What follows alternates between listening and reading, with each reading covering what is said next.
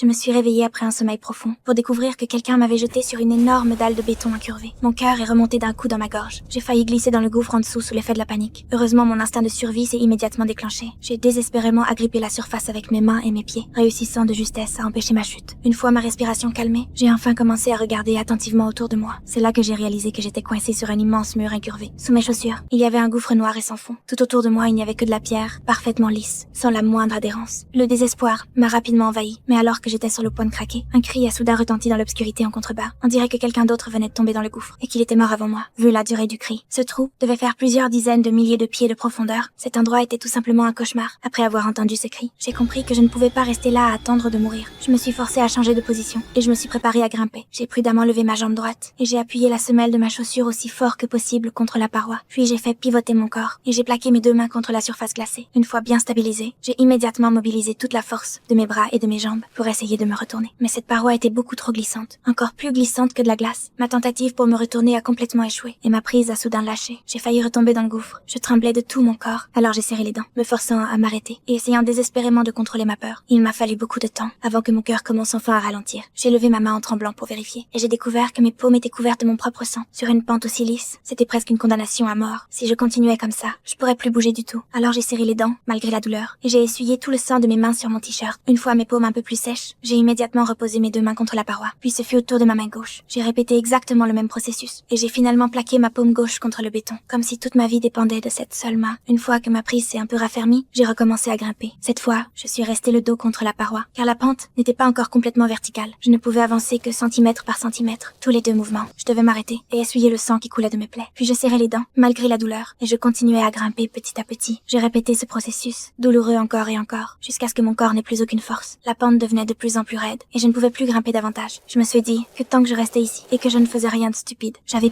être encore une chance d'être secourue. Mais, au moment où j'ai bougé mon bras, une seule goutte d'eau glacée est soudain tombée sur ma peau. À cet instant, je me suis complètement figée. Le peu d'espoir qu'il me restait s'est instantanément transformé en désespoir total. J'ai commencé à prier, en espérant que ce ne soit qu'une petite averse passagère. J'ai de nouveau plaqué mes deux mains contre la paroi, et je ne pouvais plus que remettre mon sort entre les mains du destin. Mais je le savais. Vu la situation, une violente tempête était probablement en train d'arriver. Dès que la pluie commencerait à tomber à verse, mes chances de sortir vivant d'ici seraient presque nulles. Et comme prévu, quelques minutes plus tard, la paroi est devenue de plus en plus glissante. Mon corps a commencé à glisser vers l'arrière, et ce n'était plus qu'une question de temps avant que je tombe dans le gouffre, juste au moment où j'allais abandonner. Une idée complètement folle m'est soudain venue à l'esprit. Mon collier, c'était ma dernière chance. Je l'ai immédiatement arraché, puis j'ai enroulé la chaîne très serrée autour de mes doigts pour m'en servir comme d'une prise improvisée. Je n'avais plus le choix maintenant. Je devais me battre pour rester en vie. Avec cette prise improvisée, j'ai plaqué ma main contre la paroi de toutes mes forces, et je me suis agrippée à chaque morceau de pierre que je pouvais atteindre.